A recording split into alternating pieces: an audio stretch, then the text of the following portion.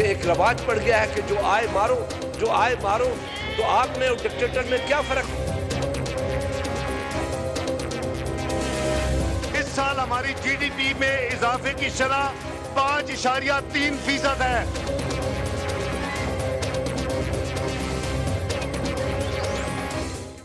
Good evening and welcome to tonight with Fereeha. اس حکومت کا سب سے اہم budget, let's take a look at the headlines tonight.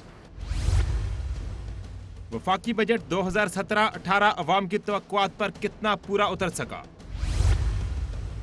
کسانوں پر تشدد پر اپوزیشن کا احتجاج اور واک آؤٹ۔ میں سمجھتا ہوں کہ اس واقعے پہ ہم ضرور واک آؤٹ کریں گے۔ وزیر خزانہ کا لوڈ شیڈنگ کے خاتمے کا وعدہ اور معاشی ترقی کا دعویٰ۔ آنے والے سال میں لوڈ شیڈنگ کا مکمل خاتمہ ہوگا انشاءاللہ۔ حکومت کے معاشی ترقی کے دعوے کتنے درست ہیں؟ پوچھیں گے ترجمان وزیر اعظم مصدق ملک سے، ایم کیو ایم کے رہنما سینیٹر میاں عتیق سے اور ماہر معیشت شاہد صدیقی سے۔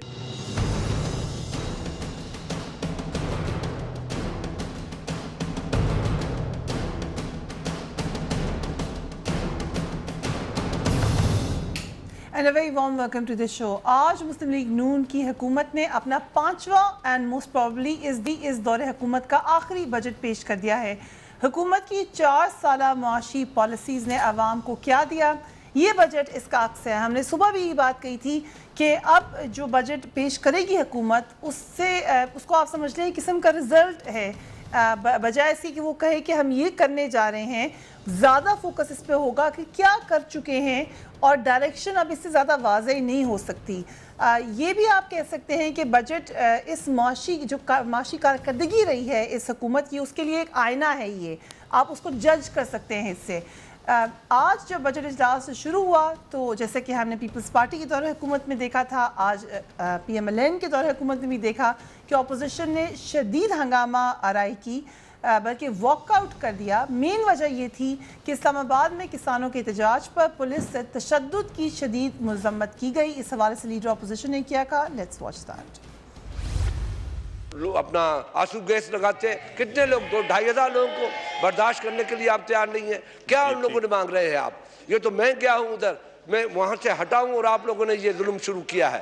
یہ کب تک جبر چلے گا؟ آپ سے مانگ کیا رہے ہیں؟ میں وہی کہہ رہا ہوں، آپ سے کوئی دولت مانگ رہے ہیں، آپ سے کوئی آپ کے حقوق مانگ رہے ہیں، کیا مانگ رہے ہیں آپ سے؟ وہ تو اس ملک میں چاہتے ہیں کہ ہمیں وہ چیزیں دو جو ہم چل سکیں۔ انٹرسٹنگلی خورشید شاہ صاحب اگر یہ بھی یاد کر لیتے کہ کچھ عرصہ پہلے کراچی میں بھی اسی طریقے کی شیلنگ اور ٹیئر گیس کی گئی تھی، اس وقت اس قسم کا احتجاج نہیں تھا۔ ہیونگ سیڈ دیٹ کوئی بھی چیز کسی بھی بات کو جسٹیفائی نہیں کرتی۔ ٹیئر گیس یا شیلنگ چاہے کراچی میں ہو چاہے اسلام آباد میں ہو، کسی بھی طریقے سے یہ قابل قبول نہیں ہے۔ وزیر خزانہ نے جب اسحاق ڈار صاحب نے بجٹ کی تقریر شروع کی تو شدید احتجاج ہوا، نعرے لگائے گئے، لوگوں نے بجٹ کی کاپیز پھاڑ دی اور بہت سے لوگ باہر چلے گئے۔ یہ صورتحال تھی وہاں پر، بٹ وزیر خزانہ نے بجٹ پیش کیا۔ لیٹس واچ ہم۔ آج پرائس واٹر ہاؤس کوپرز جیسے معتبر عالمی ادارے کہہ رہے ہیں کہ پاکستان 2030 تک دنیا کی 20 بڑی اقتصادی طاقتوں میں G20 میں شامل ہو جائے گا انشاءاللہ۔ اس سال حکومت پاکستان نے پہلی بار صرف قومی ترقیاتی کاموں کے لیے قرضے لیے۔ پہلے ہم نہ صرف ترقیاتی ضروریات، حکومت نے ملک کو خود انحصاری کی راہ پر گامزن کر دیا ہے، جس کا اعتراف عالمی برادری بھی کر رہی ہے اور جس کی عکاسی دنیا کی بڑی ریٹنگ ایجنسیز مثلا فچ، اسٹینڈرڈ اینڈ پور اور موڈیز کی جانب سے پاکستان کی ریٹنگ بہتر کرنے سے بھی ہوتی ہے۔ And I'll start with this مصدق ملک صاحب، کیا یہ لاجیکل ہے، پریکٹیکل ہے؟ It's good to aim high کہ ہماری اکانومی اتنی اچھی ہو جائے گی کہ G20 کنٹریز میں ہم آ جائیں گے۔ دیکھیں اگر پرپیچولی اسی طرح چلتے رہے، اب آپ کو یاد ہوگا کہ پچھلے دور حکومت کے اندر ہماری جو شرح تھی، شرح نمود تھی، یعنی اقتصادی ترقی کی جو شرح تھی وہ 2 اور 3.7% کے درمیان میں آسیلیٹ کرتی رہی ہے۔ اب ہم 4 سے شروع ہوئے ہیں 2013 سے، اور 5.2 5.3% کو پر اس دفعہ ہم نے سال ختم کیا ہے، اور اگلے سال کا ٹارگٹ 6 ہے، اور اس سے اگلے سال کا ٹارگٹ 7 ہے۔ تو اگر ہم 7 7.5 8% کے اوپر بڑھنا شروع ہو جائیں اور استحکام کے ساتھ بڑھتے چلے جائیں تو ضرور ہو جائیں گے۔ اس کی وجہ یہ ہے کہ ایک بڑی آبادی ہے جس کے اندر غریب لوگ رہتے ہیں۔ اگر اقتصادی ترقی ہوتی رہی، غربت میں کمی ہوئی ہے، تمام دنیا کے جتنے بھی رپورٹس آئی ہیں سب کے اندر کہا گیا کہ پاکستان کے اندر غربت کے اندر کمی ہوئی ہے، پاکستان کے اندر جو بے روزگاری ہے اس کے اندر کمی ہوئی ہے۔ اگر ہم بے روزگاری میں کمی کرتے رہے، اگر ہم غربت کے اندر کمی کرتے رہے، اگر ہم اقتصادی ترقی اسی ٹریجیکٹری کے اوپر کرتے رہے تو انشاءاللہ پھر ضرور ہوگا۔ لیکن اگر راستے میں جھٹکے لگے، اگر جس طرح پہلے ہوتا رہا ہے کہ 2 قدم آگے اور پھر 2 قدم پیچھے چلتے رہے تو پھر مشکل ہو جائے گا۔ رائٹ، یہ اتنا آپٹمزم جو ہم دیکھ رہے ہیں شاہد صدیقی صاحب، لیکن یہ آپٹمزم ہماری طرف سے، یہ میں واضح کر دوں کہ ہم نے نہیں کہا G20 میں ہم شامل ہو جائیں گے۔ یہ تو انٹرنیشنل جو رپورٹس آ رہی ہیں PwC نے کوٹ کر کے کیا، لیکن کلیم دیکھیں جو وہ رپورٹس ہوتی ہیں جب وہ آ کے کہتی ہیں کہ بگ کنٹریز کے اندر، اور بے شمار رپورٹس آئی ہیں، ایک نہیں صرف آئی، PwC کی تو ایک رپورٹ ہے جس نے کہا ہے کہ پاکستان ان اکانومیز میں ہے which are poised to grow and grow big۔ تو ہو جائے گا تو بہت شاہد صدیقی صاحب، یہ بات ہم جب پوچھتے بھی ہیں بیرون ملک پاکستانیوں سے، وہ بھی کہتے ہیں کہ ریسنٹلی پاکستان کی اکانومی کے حوالے سے اچھی خبریں آ رہی ہیں، لیکن پاکستان میں اپوزیشن ہو یا آپ عام آدمی سے پوچھیں تو وہ ٹرکل ڈاؤن ایفیکٹ ہمیں وہاں پر کیوں نہیں نظر آ رہا؟ کیا اکانومی کو ٹھیک کرنا بڑا مشکل تھا، یا آپ سمجھتے ہیں کہ ہم نے ڈائریکشن ٹھیک کر لی ہے؟ دیکھیے، میں پہلے آپ سے یہ عرض کر دوں پوری ذمہ داری سے، اور ایک ایک لفظ کی میں ذمہ داری قبول کروں گا، وہ یہ ہے کہ G20 میں جو شامل ہونے کی بات ہے، شاید حکومت نے یا تو سمجھا نہیں ہے یا جان بوجھ کے قوم کو خود فریبی میں مبتلا کر رہے ہیں۔ میں نے اس رپورٹ کا ایک ایک لفظ 3-4 دفعہ پڑھا ہے۔ انہوں نے صرف یہ کہا ہے کہ آج 2017 سے 2030 تک، یعنی اب سے جو ہے وہ 13 سال کے بعد، تو ہم 4 ملک پاکستان سے نیچے ہیں آج، وہ 4 ملک ہم سے آج اوپر ہیں، 4 ملک ہم سے نیچے چلے جائیں گے۔ اس کے علاوہ کوئی بہتری نہیں ہے۔ وہ ملک کون ہے وہ میں آپ کو بتا دوں۔ پہلا ملک انہوں نے بتایا ہے کہ تھائی لینڈ، جہاں فوجی حکومت ہے اور ڈسٹربنسز ہے۔ دوسرا ملک انہوں نے بتایا ہے پولینڈ، اور تیسرا ملک انہوں نے بتایا افریقہ کا نائجیریا، اور ایک اور ملک ہے۔ وہ صرف یہ کہہ رہے ہیں کہ پرچیزنگ پاور پیریٹی کے لحاظ سے، یعنی قوت خرید کے لحاظ سے، آج پاکستان 24ویں بڑی معیشت ہے دنیا کی، آبادی کی وجہ سے اور پرچیزنگ پاور سے۔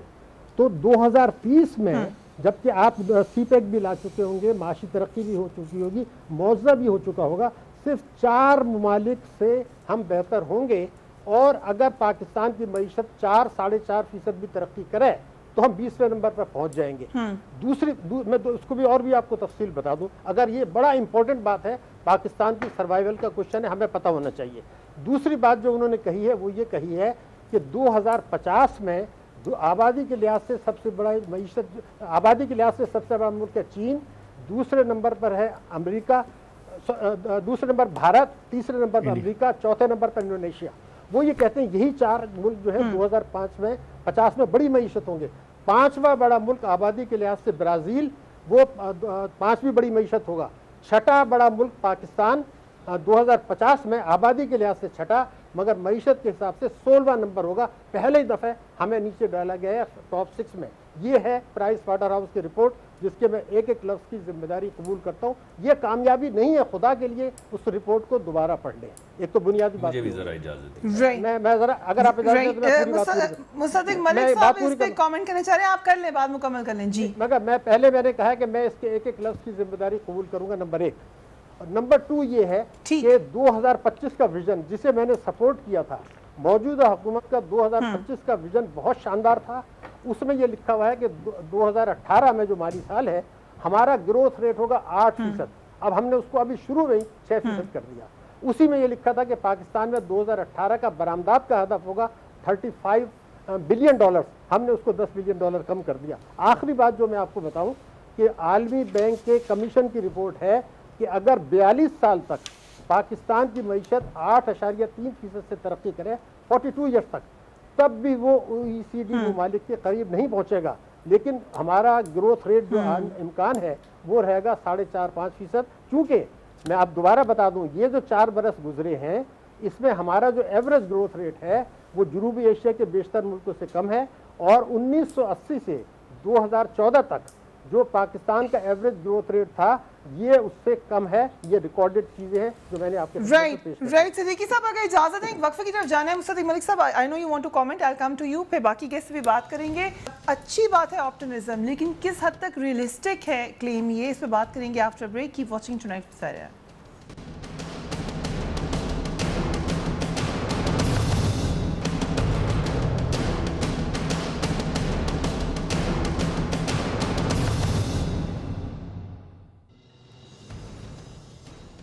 And welcome back. वक्फे पे जाने से पहले शायद सिद्दीकी साहब ने डिटेल्ड एनालिसिस किया। मुस्तफा मलिक साहब, you want to comment on that? Again we know कि ये वजीर खजाना का क्लेम नहीं था, मगर वो कोट कर रहे थे, वो कह रहे हैं जहाँ से कोट कर रहे थे उसमें ये बात। देखिए, इसमें कोई मुझे मसला नहीं है, ये जो बातें कर रहे हैं इनमें से कोई ऐसी कोई बुरी बात नहीं है। इन्होंने कहा कि पाकिस्तान 10-15 साल में पोलैंड से बेहतर हो जाएगा, या पाकिस्तान 10-15 साल में थाईलैंड से बेहतर हो जाएगा, तो मुझे कोई हर्ज नहीं। अगर पाकिस्तान की इक्तिसादी हालत जो है वो पोलैंड की हालत से बेहतर है तो ये तो बहुत अच्छी बात है। और अगर ये समझते हैं कि पाकिस्तान की हालत पोलैंड और थाईलैंड से बेहतर हो सकती है 4% की ग्रोथ के ऊपर, तो हमने तो इस साल 5.3% ग्रोथ रजिस्टर की है, और इस साल का हमारा टारगेट 6% है। तो मैं इनसे बिल्कुल सहमत हूँ, मुझे कोई मसला नहीं है। अगर हम दुनिया की 20वीं बड़ी इकॉनमीज़ में से 16वें नंबर पे आ जाएं या 14वें पे आ जाएं, तरक्की बेहतर हो जाए, 11वें पे आ जाएं, तो कोई हर्ज नहीं है। इन्होंने जो दूसरी बात कही है कि पाकिस्तान 6, 7, 8वां सबसे बड़ा मुल्क होगा, ये बिल्कुल बात ठीक है। हमारे मुल्क में बेइंतहा गुर्बत है, और गुर्बत में पिछले 4 साल में कमी आई है, और यही हम चाह रहे हैं कि बतदरीज जो है हम बेहतरी की तरफ जाएं।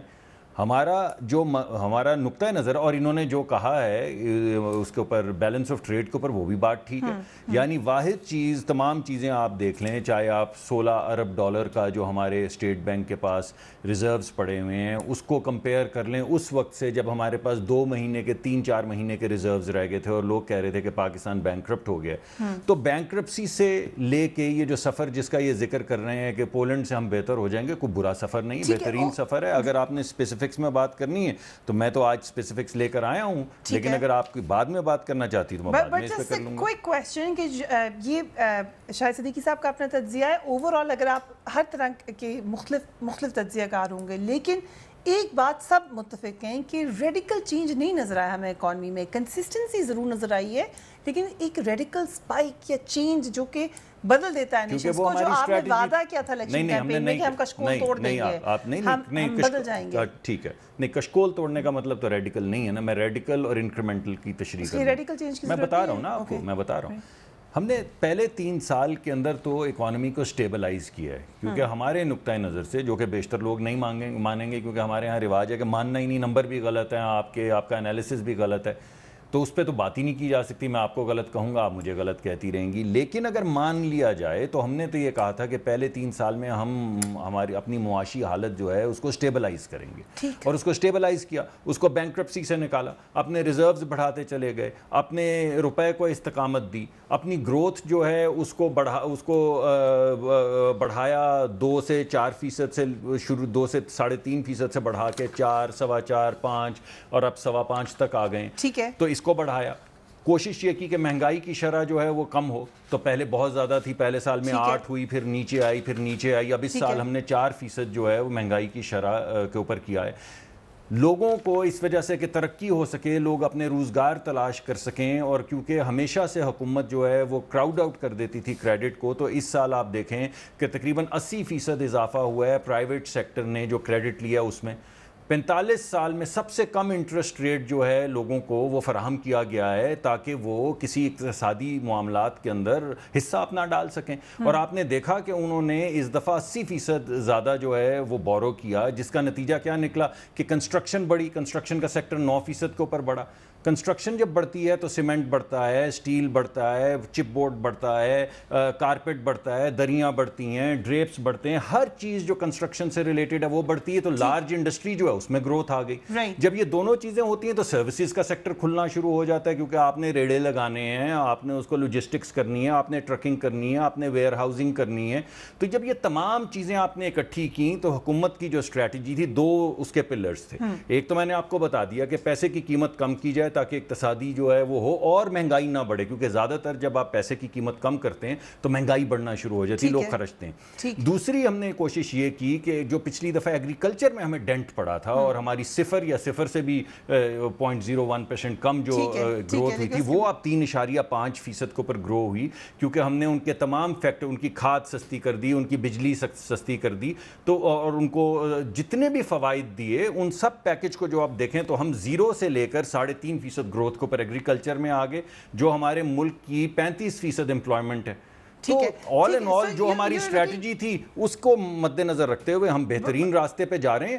آپ یہ کہہ رہی ہیں کیا اس سے تیز نہیں ہو سکتا؟ بالکل ہو سکتا ہے، انشاءاللہ ہوگا آنے والے وقت میں۔ رائٹ، سو کنسسٹنسی کی جو ہم بات کر رہے ہیں میاں عتیق صاحب، and thank you for being so patient for so long, لیکن یہ ایک تاثر تو ہے، یا گورنمنٹ کی طرف سے بھی ہے، کچھ اور اینالسٹ کی طرف سے بھی ہے، کہ 2013 میں حالات جس طرف جا رہے تھے، اگرچہ سیکولر ڈیٹ ادھر ہی آ گیا اور معاملات بھی نظر آ رہے ہیں، لیکن شاید کنسسٹنسی آ گئی ہے اس حکومت کی نسبت۔ دیکھیے فریا، میں سب سے پہلے کہوں گا مصدق بھائی بہت سی ماشاءاللہ ڈگریاں رکھتے ہیں، پڑھے لکھے ہیں بہت زیادہ، اور ماشاءاللہ پرائم منسٹر بھی ان سے بہت متاثر ہیں، تو میں نہیں اتنی انگریزی جانتا، یہ فگرز جو ہیں نا، میں ان کی بات ہی نہیں کرتا، یہ سچے ہیں یہ غلط ہیں، میں تو ایک عام آدمی کی بات کرتا ہوں کہ کیا آج اگر میں ٹماٹر خریدنے جاتا ہوں تو کیا ہو رہا ہے، اگر میں دالیں خریدنے جاتا ہوں تو میرے ساتھ کیا ہو رہا ہے، کیا جو سیلری ہے ایک عام ورکر کی اس میں وہ اپنا عزت سے گزارا کر سکتا ہے؟ اگر اس کو پچھلے سالوں میں کچھ نہیں ملا تو ان 4 سالوں میں کچھ ملا؟ اس پر میں یہ کہوں گا کہ آج کے بجٹ کے بارے میں آپ جائیے عام لوگوں سے پوچھیں، وہ خوش نہیں ہوں گے۔ آپ ایس ایم ای کی بات ابھی بھائی نے کی، میرا تعلق ہے چونکہ کچھ تھوڑی سی فیکٹریاں ہیں میری بھی، I'm running a group of companies، جب ہم ایس ایم ای کی بات کرتے ہیں تو وہ بھی اسمال اینڈ میڈیم انٹرپرائزز خوش نہیں اس طرح کے بجٹ سے۔ انڈسٹری کی طرف دیکھتے ہیں، ابھی بھائی نے کہا کہ جناب بے روزگاری میں کمی آئی، بے روزگاری میں کمی تب آتی جب فیصل آباد کی فیکٹریاں جو کئی سالوں سے بند پڑی ہیں وہ دوبارہ چل پڑتی، تو وہ بھی ایکسپورٹر سے پوچھ لیں، ایکسپورٹ میں تو ہم کہاں سے کہاں چلے گئے، اتنا کچھ کرنے کے باوجود خرم صاحب جو ہیں وہ بہت اچھا کرتے ہیں، لیکن کیا ہو رہا ہے؟ اینڈ میں زیادہ لمبی بات نہیں کرتا، میں صرف یہ کہوں گا، ابھی انہوں نے کہا ایگریکلچر گروتھ، کوئی شک کی بات نہیں ہے، میں بہت رسپیکٹ کرتا ہوں وزیر خزانہ ڈار صاحب کی، بہت قابل آدمی ہیں، انہوں نے کہا کہ ہم کھاد پر سبسڈی دیں گے، ہم بجلی پر سبسڈی دیں گے، ہم اپنا گروور کو ایگریکلچرل سیکٹر میں قرضے دیں گے، مان لیا۔ آج جو اسلام آباد میں ہوا، ایک اور سیاہ دن رقم کیا گیا، جس طرح سے پانی کے گولے ان پر برسائے گئے، جس طرح سے لاٹھی چارج کیا گیا۔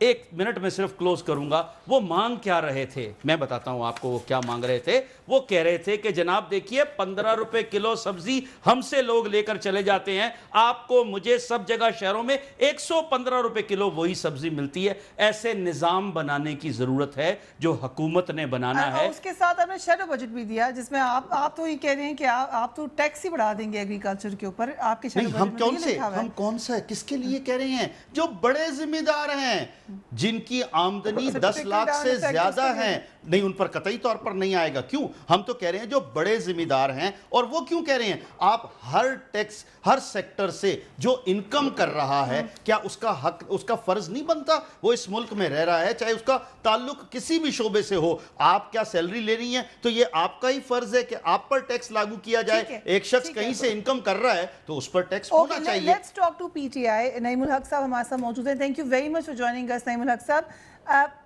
جو ایم کی تنقید ہے، پیپلز پارٹی کی تنقید ہے، مگر ان کی شیڈو بجٹ کے ساتھ تنقید ہے، پی ٹی آئی کے پاس نے شیڈو بجٹ کیوں نہیں پیش کیا؟ دیکھیں، شیڈو بجٹ یا بجٹ بجائے خود کوئی چیز نہیں ہوتا جب تک کہ اس کے پیچھے اقتصادی پالیسیز جن کا تعلق پورے ملک کے مختلف اقتصادی شعبوں کی ترقی سے ہو وہ واضح نہیں ہو جاتی۔ موجودہ حکومت نے پچھلے 5 سال میں صرف ایک پالیسی ان کی سامنے آئی ہے، وہ یہ ہے کہ دبا کے قرضے لو، قرضے لے کے تمام اخراجات پورے کرو، اور یہ جو اعداد و شمار ہیں یہ ایک بالکل ہی صحیح اعداد و شمار ہیں، جو حکومت کے اپنے اعداد و شمار ہیں کہ پچھلے 4.5-5 سال میں حکومت نے روزانہ 6 سے 7 ارب روپے قرضے لیے ہیں، نمبر 1۔ نمبر 2، معیشت نے پچھلے سال انہوں نے کہا تھا کہ 3100 ارب روپے کی آمدنی ہوگی، ان کو آمدنی ہوئی 2600 ارب रुपए की। अब 2600 के बाद इस साल ये उससे डबल तकरीबन आमदनी का प्रोजेक्शन कर रहे हैं। सिर्फ एक फिगर लिखने से, एक हिस्सा लिखने से पॉलिसी नहीं बन जाती। इस हुकूमत की इन्होंने ना किसानों के लिए कुछ किया, ना मजदूरों के लिए कुछ किया, ना गरीबों के लिए कुछ किया, ना ताजिरों के लिए कुछ किया, ना सनत के लिए कुछ किया, ना ज़राई शोबे के लिए कुछ किया। और कर्जे ले लेकर जब ये आए 75,000 रुपए हर पाकिस्तानी मकरूज था, आज 1,30,000 से ज्यादा के मकरूज है। इस वक्त पाकिस्तान ने खतरे की तमाम हदूद जो हैं कर्जे लेने की मद में वो पार कर ली हैं, और मुझे खदशा है, बल्कि ये माहिरीन, तमाम माहिरीन ये कह रहे हैं कि अगले चंद सालों में जो भी हुकूमत होगी उसके लिए इतनी मुसीबत होगी कर्जों की वापसी या कर्जों पर सूद की वापसी जो है वो भी नहीं कर पाएंगे, क्योंकि तरक्की नहीं हो रही। ये हकीकत है, आप उठा के देख लें। जो अदाद शुमार आज दिए हैं वज़ीर ख़जाना में, उसमें GDP हो या और एक दो मामलात हो, खासतौर पर CPEC का भी जिक्र है जो कि पॉजिटिव न्यूज़ है पाकिस्तान की इकॉनमी के लिए, ये तमाम फैक्टर्स प्ले नहीं करेंगे। CPEC के तमाम, वो तो कर्जे ले रहे हैं ना 45 अरब डॉलर के, वो, मगर आप ये तो देखिए कि मईशत में क्या तरक्की हो रही है, क्या ज़रूरी शोबे में तरक्की हो रही है, क्या सनती शोबे में तरक्की हो रही है, क्या नौकरियों में इजाफा हो रहा है। अब ये नौकरियों में की जो बात इन्होंने कल की अपने इकोनॉमिक रिपोर्ट में, एक औरत जो किसी घर में जाती है काम करने के लिए, अगर उसके साथ 4-5 उसके बच्चे हैं जो उनको ले जाती है क्योंकि गरीब है और वो भी वहाँ काम कर लेते हैं बगैर उजरत के, तो ये गवर्नमेंट के तखमीने के मुताबिक वो भी रोजगार में शामिल हो जाते हैं। तो उनका भी इन्होंने वो, इस वक्त पाकिस्तान में 2 करोड़ से ज्यादा लोग जो हैं बेरोजगार हैं, 2 करोड़। ये तमाम, ये माहिरीन का कहना है, मैं माहिर नहीं हूँ, आप उनको बुला के पूछ सकती हैं अपने प्रोग्राम में। हुकूमत ने रोजगार के लिए, आप मुझे बताएं, बेनजीर इनकम प्रोग्राम जो है उसमें ये पैसे बढ़ा के कैसे जिम्मे कर रहे हैं। भाई वो एक माओ का मकूला है कि don't give them fish, teach them how to fish. इनको मछली पकड़ना सिखाओ, मछली मत खिलाओ, वो तो खा रहे हैं मछली, आप इनको कोई हुनर सिखाएं, कोई ट्रेनिंग दें। मगर इनका मैं ये कह रहा हूँ कि, और फिर इम्पोर्ट, पाकिस्तान की तारीख में पहली दफा एक वजीर खजाना ने इम्पोर्ट की तारीफ की। भाई इम्पोर्ट की तारीफ, एक्सपोर्ट की तारीफ तो सुनी थी, इम्पोर्ट की तारीफ हमने आज तक नहीं सुनी। राइट, लेट मुसद्दिक मलिक साहब address this all the allegations. सबसे पहले कर्जों के ऊपर आ जाते हैं, क्योंकि कर्जों का तो आपने कहा था, कैंपेन का हिस्सा था कि हम एक ऐसे मॉडल पे जाएंगे जहाँ हमें कर्जा नहीं लेना पड़ेगा। देखिए, इवेंचुअली तो जा सकते हैं मगर शॉर्ट रन में नहीं जा सकते। मगर हमारा कर्ज नहीं, हमारा ख्याल है नहीं जा सकते। हम तो सियासी तौर पे गुफ्तगू सुनते हैं कि हम ये कर देंगे और ये तो हो जाएगा। आई मीन अगर इनकी बात सही, तो अगर अल्लाह इनको मौका देगा तो ये कर देंगे। मगर जो कोई भी इकोनॉमिस्ट से आप पूछें तो आपको, जब आपने किसी ट्रैप में से निकलना होता है तो आपको कुछ तो अपने एक्सपेंडिचर्स को कंस्ट्रेंट करना पड़ता है और कुछ आपको इन्वेस्टमेंट्स करनी पड़ती है। इंपोर्ट को जो सेलिब्रेट किया जा रहा है, जिसका ये जिक्र कर रहे हैं और हैरत का इन्होंने इजहार किया, उसकी वजह ये है कि हम CPEC के अंदर सड़कें तो बना रहे हैं, वो हुकूमत का काम है, बहुत अच्छा किया। पोर्ट भी बना रहे हैं, हुकूमत का काम है। बिजली भी बना रहे हैं, हुकूमत का काम है। मगर CPEC की जो कामयाबी है हमारे इंफ्रास्ट्रक्चर की, एक सेकंड में आ रहा हूँ, मैं आपकी जवाब दे दूं। उसकी साहब एक सेकंड इंतजार करें। जी, एक सेकंड सिर्फ। उसकी कामयाबी इस बात पे है कि लोग जो CPEC के ऊपर अपनी फैक्ट्रियां बनाएंगे वो कामयाब होती हैं या नहीं, क्योंकि एक्सपोर्ट तो उनसे बढ़ेगी। ठीक है। तो ये जो आपको इंपोर्ट के अंदर इजाफा नजर आ रहा है, इसकी वजह ये है कि लोग मशीनें अब मंगवानी शुरू हो गई हैं। बिजली हमने 1 साल पूरी इंडस्ट्री को दी है, लोगों ने अब थोड़ी बहुत इन्वेस्टमेंट शुरू की है, उनका एतमाद बढ़ा है मुआशी हालत के ऊपर। तो अब वो अगर मशीन खरीदेंगे, अगर रॉ मटीरियल मंगवाएंगे तो इंपोर्ट बढ़ेगी। अभी तो डोमेस्टिक अनलीशिंग हो रही है, एक्सपोर्ट में हमें मार पड़ रही है, लेकिन ये इंशाल्लाह आने वाले वक्त में तब्दील हो जाएगा। Okay, will take a quick break. लेकिन जो मेन सवाल हमने देखा PTI की तरफ से बार बार आता है, उस पर बात करेंगे शायद सिद्दीकी साहब से कि क्या इज दैट पॉसिबल कि हम ये बात करें आज की दुनिया में कि कर्जों के बगैर इकॉनमी चल सके। After break keep watching trends fair.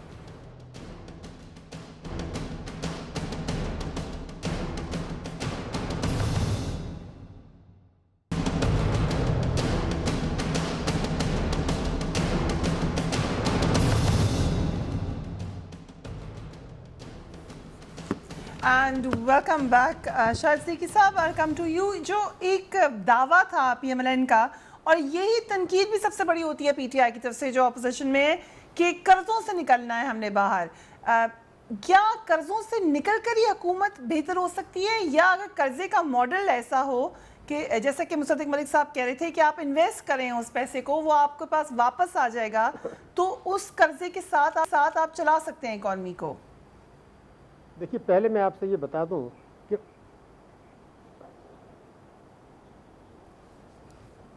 Hello جی شاید ہلو صاحب جی میں عرض کر رہا ہوں، دیکھیے جی میں آپ سے فرمائیے. میں بات پوری کر رہا ہوں، ابھی تو شروع بھی نہیں کیا میں نے بات تو نا. جی سر کیجئے بات. دیکھیے ایسا ہے کہ مسلم لیگ نون کا جو منشور ہے اور تحریک انصاف کا جو خیبر پختونخوا کے لیے منشور ہے اس پر اور آئین کی کچھ دفعات ہیں، اگر اس پر عمل کیا جائے تو پاکستان کے پاس الحمدللہ یہ صلاحیت ہے کہ ہم 8 سے 10% سالانہ کی حساب سے ترقی کریں گے اور ہمارا ڈیٹ اور جی ڈی پی جو ریشو ہے وہ نہیں بڑھے گا. یہ مصدق ملک صاحب نے بالکل صحیح کہا کہ اگر ہم ترقیاتی اخراجات کے لیے قرضے لیتے ہیں تو اس میں برائی نہیں ہے، لیکن ہم لے رہے ہیں بجٹ خسارے کے لیے، ٹیکسوں کی چوری کے لیے، روک کے نقصانات کے لیے. 120 ارب ڈالر کی ترسیلات پچھلے 7 برسوں میں آئی ہیں. اگر یہ 120 ارب ڈالر کی ترسیلات کو ہم انویسٹمنٹ میں لے جاتے تو ہمارے گروتھ ریٹ آج 10% سے اوپر ہوتا. ہم نے اس کو ٹریڈ ڈیفیسٹ میں لے گئے جو کہ ٹریڈ ڈیفیسٹ اس سے زیادہ تھا. مسئلہ یہ ہے کہ مسلم لیگ نون کے منشور کے اگر آپ اجازت دیں تو میں 2 جملے آپ کو سنا دوں. ہر قسم کی آمدنی پر بلا کسی استثناء ٹیکس عائد کیا جائے گا، معیشت کو دستاویزی بنایا جائے گا، کالے دھن کو سفید ہونے سے روکا جائے گا، اور ہمیں یہ پتا ہے کہ طاقتور طبقے کارٹل بنا کے اس کی مخالفت کریں گے اور ہمیں ان سے نمٹنا آتا ہے اور ہم نمٹ کر بتائیں گے. بدقسمتی سے معیشت دستاویزی نہیں ہے. ہر قسم کی آمدنی پہ نہ وفاق نے ٹیکس لگایا نہ صوبوں نے لگایا. ہم نے 2% کے اوپر ٹیکس ایمنسٹی اسکیم دی جو ناکام ہو گئی. ہندوستان نے 45% ٹیکس پر ٹیکس ایمنسٹی دی اور ان کو اربوں روپے مل گئے. آج ہم پراپرٹی کے اوپر ایک ٹیکس ایمنسٹی اسکیم لا رہے ہیں. پراپرٹی پر جو ٹیکس ایمنسٹی ہوتی ہے انویزیبل ایسٹ کے اوپر جو لوگوں نے گھر میں چھپایا ہے. اگر بلڈنگ ہے، پلاٹ ہے، تو میں تو صرف ایک آخری بات جو آپ کو بتا دوں کہ میرے پاس میں ابھی ایک آپ کو فارمولہ بتا رہا ہوں، اور اس سے اگر آپ کو 6 مہینے میں 4 مہینے میں 2000 ارب روپیہ ایڈیشنل مل جائے گا. وہ یہ ہے کہ پاکستان میں جب 1 کروڑ روپے کرپشن سے لیا جاتا ہے تو 60% جو ہے وہ پاکستان میں رہتا ہے اور 40% دنیا میں چاہتا ہے. وہ 60% جو ہے اس کو میں کہتا ہوں ملکی پاناما. اس ملکی پاناما کی پوری تفصیلات ہمارے ریکارڈ میں نام NIC نمبر کے ساتھ موجود ہے. اگر ہم اس کو کمپیوٹر میں ڈال دیں، بینک ڈپازٹس، پراپرٹیز، شیئرز، قومی بچت اسکیمیں، گاڑیاں، آپ اس کو اگر کمپیوٹر میں ڈال دیں نام اور NIC نمبر کے ساتھ، اور جو 12,25,000 ریٹرنز آئی ہیں جن میں زیادہ تنخواہ دار بھی ہیں، اس سے جب آپ کمپیئر کریں تو آپ یہ کہیں کہ جی آپ نے 2 کروڑ روپے آپ کے بینک میں پڑے ہیں، آپ نے ڈکلیئر 25,000 کیا ہے، یہ اس پر ٹیکس دے دیں. تو 2000 ارب روپے کی میں ذمہ داری لیتا ہوں کہ ملکی پاناما سے 2000 روپے ملیں گے. لیکن نہ سپریم کورٹ اس کا نوٹس لے رہی ہے، اور وہ پاناما جو کچھ آپ کرتے رہے.